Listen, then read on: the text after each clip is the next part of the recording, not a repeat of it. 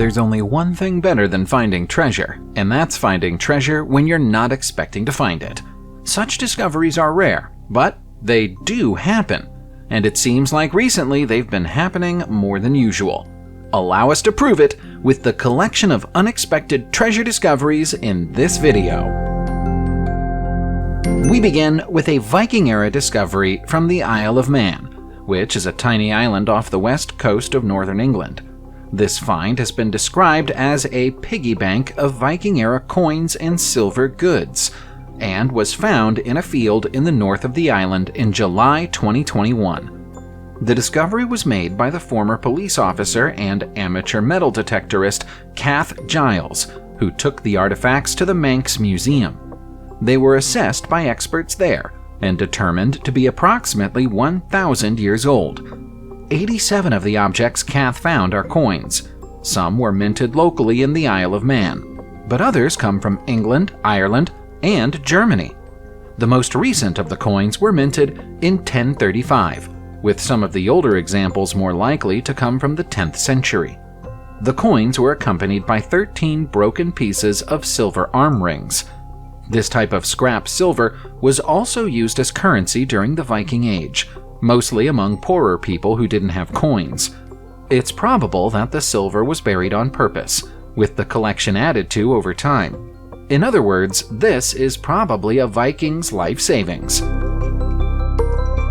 When Thomas Carlson went out walking in a forest in his home country of Sweden in April 2021, his only intention was to survey the area for his local orienteering club. Discovering Bronze Age treasure was probably the last thing on his mind, but he did it anyway. Thomas found more than 50 objects half buried in the forest floor. Among the collection are fine examples of bracelets, necklaces, and clothespins. He's handed his finds to professional historians and archaeologists, who believe them to be in the region of 2,500 years old. They wouldn't be in such excellent condition if they'd spent all that time half in and half out of the ground. So Thomas thinks it's likely they've recently been disturbed by either storms or animals. Thomas was walking close to the small town of Alingsås when he made his discovery, and the town subsequently experienced a small gold rush. Archaeologists believe that there may be more discoveries to be made in the area, so there are dozens of them scouring the forests right now in the hope of finding treasures of their own, even though it's been over a year since the initial discovery. How lucky would you have to be to find stolen treasure on your very first go on a metal detector? Well, you'd have to be as lucky as Englishman Charles Cartwright got in May 2021. Charles took his brand new metal detector out for a trial run in Polfields Coppice, Worcestershire, when he got a positive signal almost immediately. He excitedly began to dig in the hope that he might find a few coins, but instead, he found a collection of Viking and Roman jewelry, Egyptian relics, and treasure of the Bronze Age. He knew something must be amiss, so he called the police. It turned out that the artifacts had been buried there 4 years earlier after being stolen from the home of a collector in nearby Ludlow. The thief must have realized they'd never be able to sell their goods without being caught, so they buried them to get rid of them. The items are now back in the hands of their original owner, who's extremely grateful to Charles. The fact that the items were stolen has deprived Charles of the finder's fee he'd usually receive for locating treasure, but it's understood that the owner paid him a small cash reward. Between 2005 and 2007, a series of excavations were carried out at a site close to Loftus in North Yorkshire, England. The site is now known as Street House Anglo-Saxon Cemetery and is the most significant Anglo-Saxon burial ground ever discovered in the country.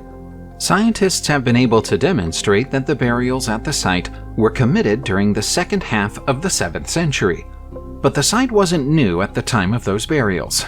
There are monuments at Street House that date back more than 5,300 years. Excavations continue to this day, but thus far have identified more than 100 individual graves full of jewelry and other valuable grave goods. Signs of both Christian and pagan traditions have been identified in the burials, suggesting that there may have been a fusion of the two traditions during the country's conversion period. Curiously, all of the burials that took place here appear to have come from the same generation of people, after which the cemetery was abandoned, and nobody was ever buried there again. One of the women buried here has been identified as a possible Anglo-Saxon princess on account of the bracteate pendant and filigreed brooch she was laid to rest with. The last place you'd expect to find a valuable 17th century painting is in a skip, but that's precisely where a self-portrait by the Italian artist Pietro Bellotti was found in June 2021. As if that wasn't bad enough, the 17th century painting Portrait of a Boy by Dutch artist Samuel van Hoogstraten was found in the same skip. The ordinary-looking skip was outside a highway rest stop in Ohrenbach, Germany, where they were recovered by a truck driver. Commendably, the 64-year-old truck driver handed the paintings in to the police, who don't know what to make of them. It's reasonable to assume that the paintings are stolen, but nobody's ever reported them stolen, and we have no idea where they were before they turned up in the skip. Experts have been invited to examine the paintings, and both have been confirmed as originals. The self-portrait by Bellotti has been dated to 1665, but the date of the painting by Hoogstraten, who was a student of Rembrandt, is unknown. It's possible that they've spent the past 3 centuries in a private collection, and thus never turned up on any official records. But if that's the case, dump them in a skip. The ice of the Lindbreen Pass in Norway's Braheimen National Park has been melting since 2006. As it recedes, it reveals objects that have been trapped in the ice for hundreds of years. One of them is this box, which was found in May 2021. The artifact is so well preserved that when it was found, its lid was still closed, and the leather carrying handles were still attached. Based on the carbon dating of the pine wood, the box was made somewhere around 1475. Archaeologists initially suspected that they'd found a tinderbox, but when they opened it, they were surprised to discover a beeswax candle. Candles like this were expensive and most commonly used in Norwegian seasonal farms. During summer, livestock would be taken away from home to a summer farm for grazing. Accommodation at these summer farms was Spartan at best, so candles like this would have been the only source of light inside them at all. That made them precious, so it's very unlikely that the box was left behind on the pass deliberately. It's more likely that it fell from a pack horse during its journey, which would have been disappointing when its owner noticed it missing after unpacking their horse. The Spanish galleon ship Nuestra Señora de Atocha was supposed to be a reliable trading vessel during the 17th century. But it proved to be anything but. She needed 2 sets of repairs performed before she was even able to depart Cuba on her first ever voyage in 1620. And she didn't survive for very long. She made it to her native Spain and set off on a return trip to Colombia and back. She got to Colombia, but never completed the return leg. Having made the ill-advised decision to sail past the coast of Florida during the hurricane season in 1622, she hit a squall and sank, taking her treasures with her. It wasn't until 1985 that she was found again by Mel Fisher, and all her treasures were still on board. Now, some of those treasures have been given up for auction, including the beautiful Atocha Emerald, which prestigious auction house Sotheby's estimates to have a value of around $250,000 on its own. That's just one of the dozens of precious items that came out of the water, including a beautiful golden emerald ring with a rectangular cut stone that was found in 2011 and a single gold coin worth $100,000. British pirate Henry Every was one of the most notorious bandits of the high seas in history. Many of the treasures he looted have never been found, but there might be a connection between Every and a collection of silver coins found in New England, USA in April 2021. It's been suggested that the Arabian coins, mostly Yemeni coins minted in 1693, were spent in the American colonies by Evry's fugitive pirate crews after they fled there immediately after attacking a Mughal treasure ship known as the Ganj-e-Sawai. The ship was bringing Muslim pilgrims back from the Hajj at the time of the raid. It's considered to be one of the biggest maritime crimes in history, with coins and goods worth the equivalent of $130 million by today's standards taken from the ship's passengers and crew. Most of them didn't live to tell the tale. The subsequent outrage prompted King William II of England to order the first international manhunt in history to find Evry, but he was never caught. It was always said that he and his men quietly retired to America, and these coins might prove the story. We're heading back to England now, and we're checking out an astonishing artifact with spiritual significance. It's this almost impossibly tiny gold Bible, which was found by a metal detectorist close to the ancient city of York in late October 2021. Buffy Bailey, who works as a nurse for the country's National Health Service, found the precious artifact while out scanning farmland with her husband Ian. She took it to a local museum, where archaeologists declared the treasure to be 600 years old. They think it most likely belonged to a medieval aristocrat, or perhaps even a member of the royal family. Despite being barely half an inch long, it might be worth up to £100,000. The Bible is incredibly detailed for something so small, and the gold it's made of is 24 karat. Identifiable engravings on its pages include St. Margaret and St. Leonard, the patron saints of childbirth. That suggests it might have been given to a wealthy pregnant woman as a good luck charm, either during her pregnancy or for the act of childbirth itself. The farmland that the Bible was found on once belonged to King Richard III, who ruled between 1483 and 1485, so it's conceivable that it belonged either to him or his wife, Anne Neville. In 1622, a Spanish galleon called the Santa Margarita sank off the coast of Key West in Florida, USA. The galleon is known to have been heavily laden with treasure when it went down, so treasure hunters have been searching for its lost riches ever since.